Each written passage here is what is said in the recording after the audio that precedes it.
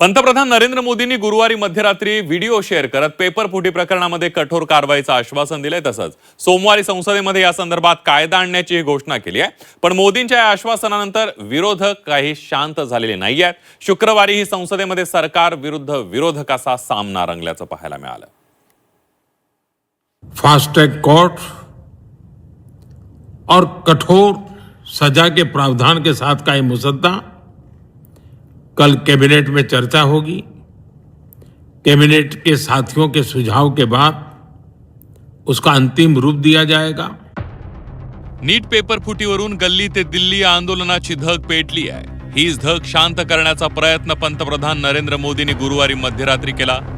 दिल्लीत जंतर मंतरवर हजारो विद्यार्थी शिक्षण मंत्री धर्मेंद्र प्रधान यांच्या राजीनाम्यावर अडून बसले. तर तिकडे सामाजिक कार्यकर्ते सोनम वांगचुक हे देखील सलग 26 दिवस उपोषण करत होते. हीच कोंडी फोडण्यासाठी गुरुवारी मध्यरात्री मोदींनी एक व्हिडिओ जारी करत पेपर फुटीच्या मुद्द्यावर कठोर पावलं उचलण्याचं आश्वासन दिलंय. फास्ट ट्रैक कोर्ट और कठोर सजा के प्रावधान के साथ का ये मुसद्दा कल कैबिनेट में चर्चा होगी. कैबिनेट के साथियों के सुझाव के बाद उसका अंतिम रूप दिया जाएगा और सोमवार से संसद का दूसरा सप्ताह शुरू हो रहा है. तब जल्द से जल्द उस बिल को सदन में पारित कराने का प्रयास किया जाएगा. पंतप्रधान मोदींच्या आश्वासनानंतर एक महत्त्वाचा परिणाम झालाय. मोदींच्या व्हिडिओच्या काही मिनिटात सामाजिक कार्यकर्ते सोनम वांगचुक यांचं उपोषण मिटलं. पण असं असलं तरी कॉकरोच जनता पार्टी, जंतर मंतरवरील तरुणाई आणि विरोधक मात्र मोदींवर विश्वास ठेवायला तयार नाहीये. जंतर मंतरवर तरुणाई मात्र शिक्षण मंत्री धर्मेंद्र प्रधान यांच्या राजीनाम्यावर ठाम आहे. मोदी जी से इस्तीफा ले लीजिए सर, धर्मेंद्र प्रधान का इस्तीफा ले लीजिए. अगर आप धर्मेंद्र प्रधान का इस्तीफा नहीं लेंगे तो ये जो देश भर में युवा सड़कों पर उतरे हैं ना, वो आपका इस्तीफा मांगना शुरू कर देंगे. फिर तो स्टूडेंट्स की भी भलाई इसी में है कि धर्मेंद्र प्रधान का इस्तीफा हो जाना चाहिए, और स्टूडेंट्स से ज्यादा भलाई नरेंद्र मोदी की है कि धर्मेंद्र प्रधान का इस्तीफा हो जाना चाहिए. अगर धर्मेंद्र प्रधान का इस्तीफा नहीं होता है तो कहीं ना कहीं नरेंद्र मोदी जी की कुर्सी पर भी सवाल उठेगा फिर. So I again request the Prime Minister of India, Mr. Narendra Modi, please sack Dharmendra Pradhan. If you don't sack Dharmendra Pradhan, the youth will ask for your resignation. Thank you.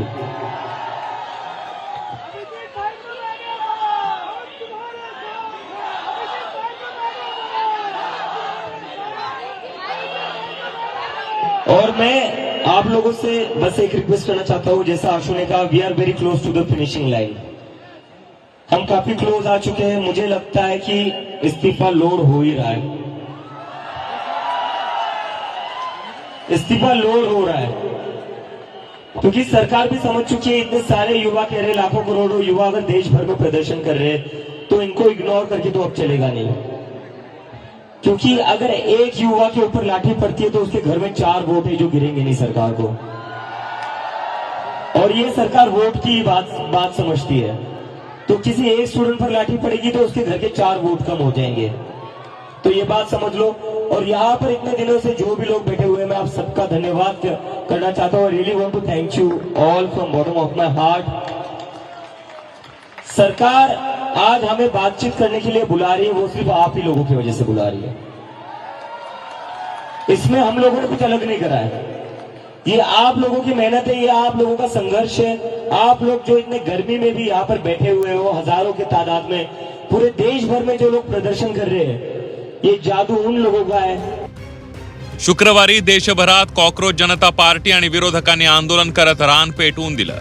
तसंच paper फुटी विरोधात आंदोलन करणाऱ्या आंदोलकांनीही मोदींच्या आश्वासनावर अविश्वास दाखवलाय. मोदी जी ने Twitter पर एक अब उन्होंने वीडियो जारी किया है जिसमें वो बोल रहे हैं कि वो एक्शन ले रहे हैं, फास्ट ट्रैक करेंगे सब बोलते हैं, पर करता कौन है? ये इस चीज का हम इंतजार करें. तो जब तक ये चीज जो शुरू हुई है उसको एक कंक्लूजन, एक सोल्यूशन, एक रेजोल्यूशन नहीं मिलता है, तब तक हम चुप नहीं रहेंगे. विशेष म्हणजे पंतप्रधानांच्या आश्वासनानंतरही विरोधकांनी पेपर फुटी आणि धर्मेंद्र प्रधान यांच्या राजीनाम्यावरून टीकेची झोड कायम ठेवली आहे. अगर उनको कुछ बोलना है तो सदन में बोलना चाहिए, तभी हम वो ऑथेंटिक बात उनकी समझेंगे.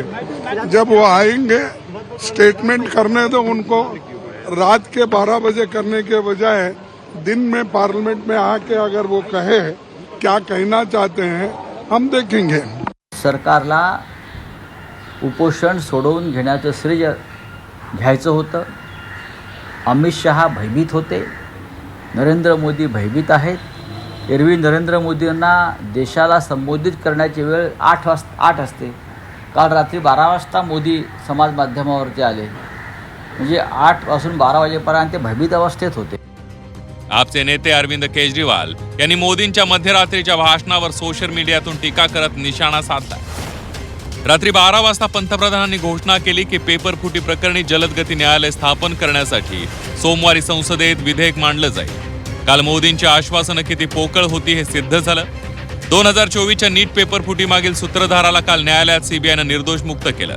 जर असा तपास करायचाच असेल आणि तुम्ही पुरावे सादर करण्यास नकार देत असाल तर मग जलदगती न्यायालयांचा हा तमाशा कशासाठी? मोदीजी, तुमचा हेतू सदोष आहे, असं ट्विट केजरीवाल यांनी केलं. मोदींच्या आश्वासनाचे संसदेत जोरदार पडसाद उमटले. सरकारनं विरोधकांना चर्चेसाठी बोलावलं, पण चर्चाच होत नसल्याचा आरोप राहुल गांधींनी केला. अभी रिजिजू जी ने स्टेटमेंट किया कि वो चाहते हैं कि हम अपने एमपी से कहें कि डिस्कशन होना चाहिए. अब नॉर्मल प्रोटोकॉल होता है कि अगर कोई किसी का नाम लेता है तो फिर उसको रिस्पांस दिया जाता है. तो हमसे कहा कि हमें चर्चा करनी है. जब मैं उसका जवाब देना चाह रहा था फिर मुझसे माइक ले लिया, मुझे अपॉर्चुनिटी नहीं दी. मगर मैं क्लियरली कहना चाहता हूं, जो ऑपोजिशन का स्टांस है, 3 मांगे हैं स्टूडेंट्स की. पहली मांग, corrupt education minister has to go. Second, जिन लोगों ने स्टूडेंट्स पे आक्रमण किया, मारा, उन पर एक्शन, अकाउंटेबिलिटी. और third, that prime minister should apologize to the students. These are the 3 conditions. We are not going to have any conversation, any discussion before Mr. Pradhan is sacked. मोदींनी सांगितल्याप्रमाणे paper फुटीचं विधेयक तयार झालंय. आता हे विधेयक सोमवारी संसदेत मांडलं जाईल. पण मोदी सरकारच्या हालचालींवर आंदोलक तरुणाईचा आणि विरोधकांचाही काही विश्वास बसताना दिसत नाहीये. त्यामुळे आता जंतर मंतरवरील आंदोलन संपवण्यासाठी आणि देशभरात सुरू झालेलं मोर्चा सत्र रोखण्यासाठी काय उपाययोजना सरकारकडून केली जाते याकडे संपूर्ण देशाचं लक्ष लागलंय. ब्युरो रिपोर्ट, झी 24 तास.